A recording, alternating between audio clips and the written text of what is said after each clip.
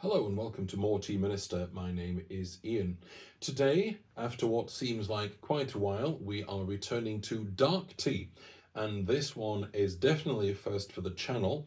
And I don't think there are many of these on the market, let alone many that have been reviewed. And this is Cloudline. It's a dark tea from Tibet. This is sold via the O5 Tea. Rare tea bar in Vancouver, British Columbia. o5tea.com is the website. Now, I don't know a great deal about this tea. I've been to O5's own website and I've looked online and I found references, believe it or not, to other dark teas from Tibet, or at least maybe it's tea from the same plantation but processed in a different way. This is effectively a brick tea. There's no suggestion that this has any golden flowers in it. It's simply a compressed brick tea, and it comes in sort of 500-gram bricks, more or less. Apparently, 500 grams is a sort of, it's a goal rather than a strict standard. The reason why I'm phrasing it in this way is that unlike the Bhutanese tea, the jar am, there was a great deal of information there about how the tea is fermented. All we're told here is that this is brewed according to older Tibetan standards or traditional Tibetan standards, but I'm not quite clear what those are. The one thing that we can say is that this is not the same thing as a butter tea, because in places like Mongolia, Tibet and Bhutan, initially these teas would have been imported and then drank in terms of a salted butter tea very often. Certainly that's the case in Tibet. Whereas what we have here is a homegrown dark tea. What's not clear is the method of fermentation. So I am very much looking forward to trying this tea. Now, I wouldn't normally look at the packaging here. Not that there's anything wrong with it, but it's a standard packaging from O5. However, because I don't know much about this tea, let's have a look at the information together, and then we'll take a look at the tea inside, and then we'll brew it up and review it. See you soon. This is the packaging for Cloudline Dark Tea from Tibet. This is not the entirety of the packaging for O5 teas, so what I'm going to do is just very briefly move this down so you can see the logo and the more generalized legend that they have up front, and then continuing down to the bottom just to show you the rest of it. However, it's the middle part of the sticker that I'm wanting us to focus on. Let's try and get that in the middle because that annoys me otherwise. So this is Cloudline, pause, dark tea from Tibet, highly reminiscent of an autumn walk for the woods, featuring notes of fresh hay, autumn foliage, wild reishi, and young pine mushrooms. I have no clue what reishi or young pine mushrooms are like, but I'm looking forward to it. And this is from Bohm in Yingqi, Tibet, China. And then we've got latitude and longitude.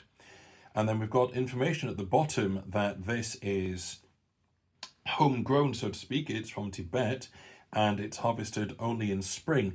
And the altitude is 2,300 meters. That's quite a way up. However, if memory serves, there are some Taiwanese high altitude teas that are also produced at that kind of altitude. So in some respects, you've got similar climatic conditions. And this is 5 grams of leaf per 140 mils of water, boiling water, 20 seconds, and it's a 100-gram package.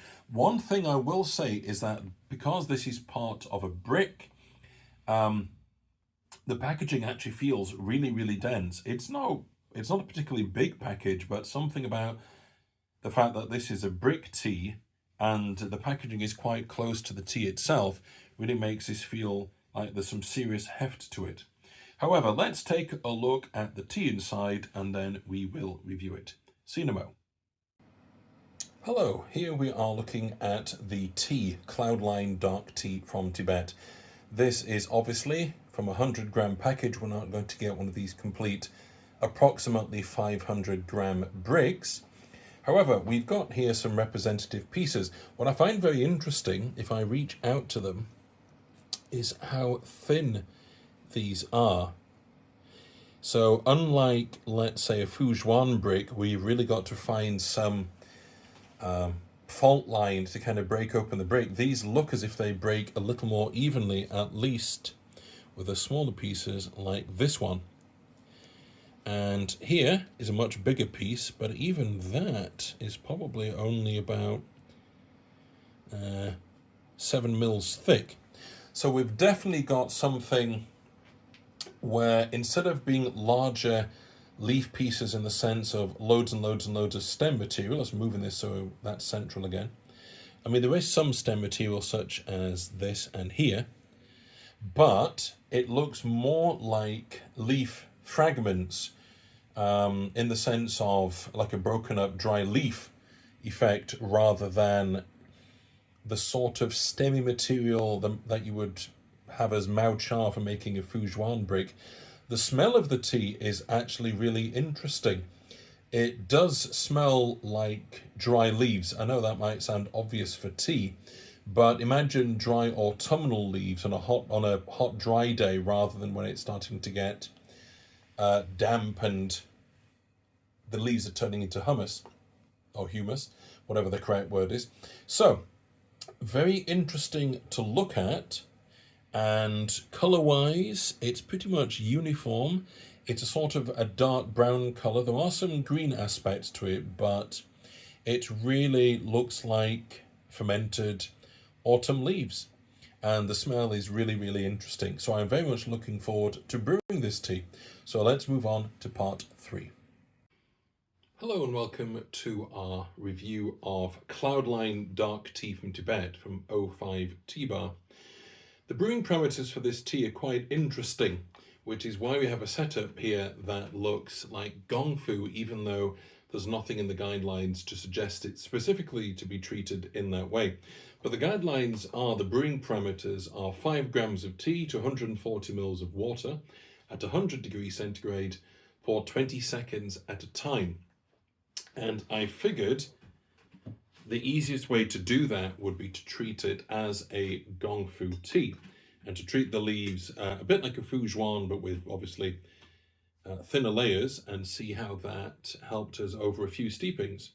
So what I've done to adjust for my Gaiwan is this comfortably holds about 100, or it works best with 100 mils of water. That means we need 3.5 grams of tea, and we're going to steep it for 20 seconds, and then we'll see how and if we need to adjust each steeping. So let's go with a very brief initial 20-second steeping and see where that gets us. It certainly doesn't behave like a straightforward dark tea. It's not just a massive red or brown immediately. I think it's going to need a little something to elicit the best from it. There's our first steeping.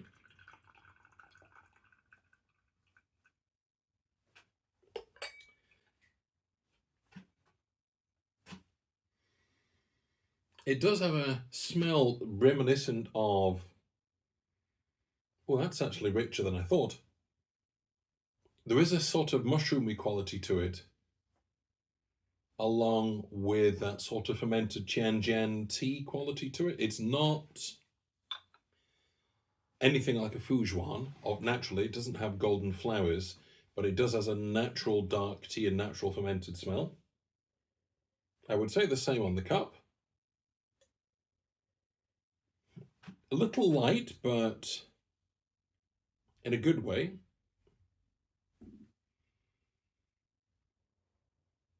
Let's let that cool. It's 100. Let's take a look at the colour. That's about right. A pale bronze, I would say.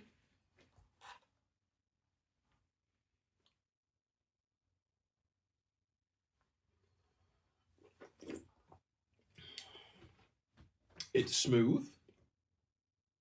It's very reminiscent of a basket dark tea, but without any of the funk that some of them have.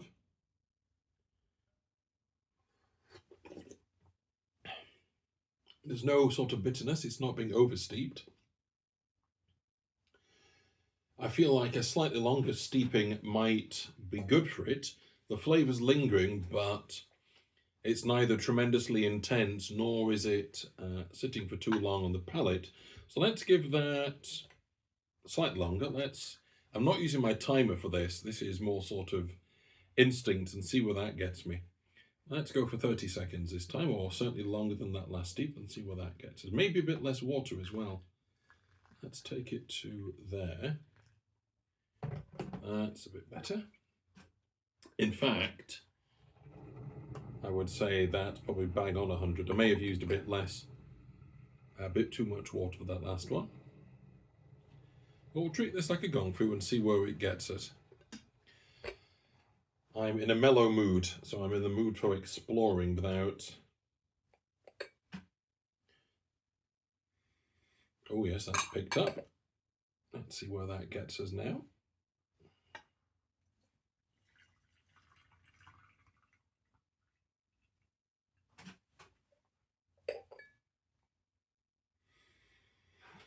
It's got that slightly medicinal quality that I sometimes find in dark tea, especially the basket kind. There's no smokiness, not that I can tell. Oh, that colour's more intense. It seems to have perked it up a bit. That's a dark bronze this time.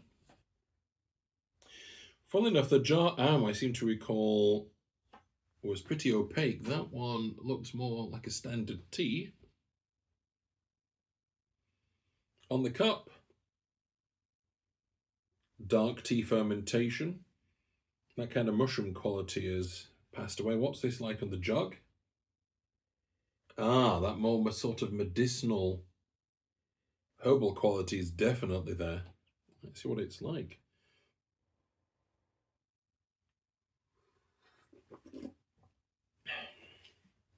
Oh, wow. That's really interesting. It has some qualities of a dark tea, and yet at the same time, it's got the fruitiness is perhaps fruity. It reminds me a little bit of a Japanese fermented dark tea like the Goishi cha or the Awabanchas, that sort of slight tartness, that leafy, tart kind of flavour profile. Not mouth puckering, not tart to that extent, but a sort of leafy vegetal quality rather than just pure fermented matter. That's really interesting. Still very smooth. Flavour is lingering a bit more. So let's try that. How are these leaves looking? I think the layers have pretty much come apart. It may not be easy for you to see, but I reckon those layers have come apart largely.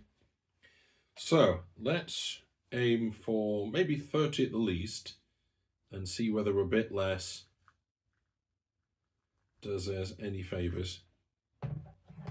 There we go, that's the right amount of water.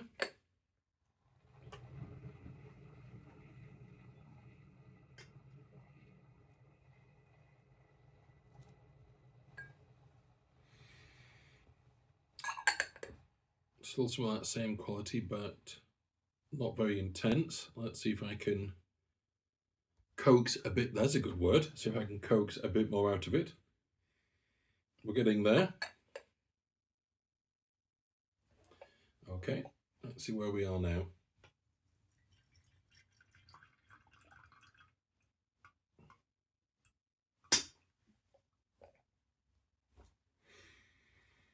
Much more of the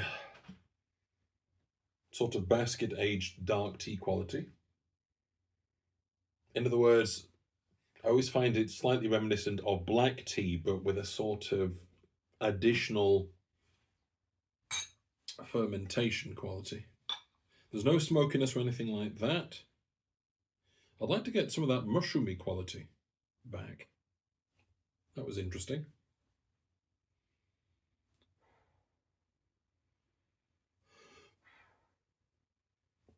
Let that cool a bit more. That really is hot. Colour-wise, that's much the same as the last one. Maybe slightly more bronze, but not by much. It's light. It's light and it's supple. It's not intense and in your face. The jar was, in a good way, but that was very intense.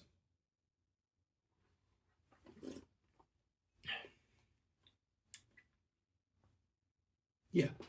It's like a combination of dark tea plus something more vegetal, something fresher. I can see why there's this language of notes of fresh air and autumn foliage. It's just leafy. It's just slightly tart, but it's also dark and obviously a fermented tea. It's just really, it's different.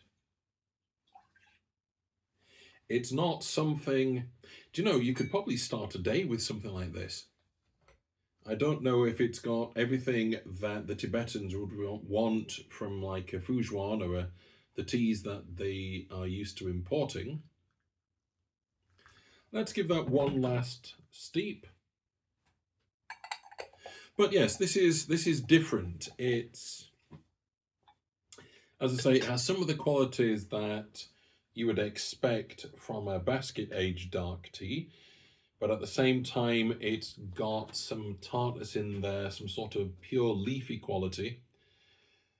That it does remind me of a goishi cha or one of the fermented Japanese teas, and a slight kind of bancha quality to it as well, that just sort of slightly tart leafy quality. It's really interesting. I don't even know how long it's aged for, if whether it's just for as long as it takes to ferment. But that's interesting. That's satisfying without being heavy. Okay.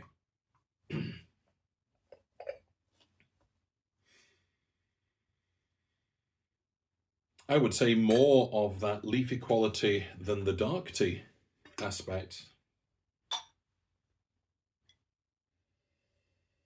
Yeah, that tartness is definitely sort of. It may be a question of how it's fermented. If it's anything like goishi cha, it's the barrel fermenting, I believe, that gives it the tang.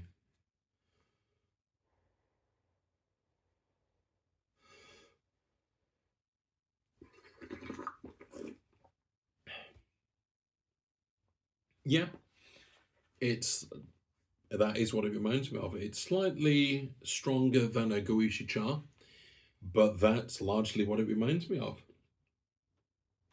That's really interesting. I don't know why. I suppose because it's in those bricks, I was expecting something more akin to the Jar Aum or more akin to a Fujian or one of the other brick teas, but that's really quite different. That is like a goishi cha with some of that tartness dialed down and with a bit more body.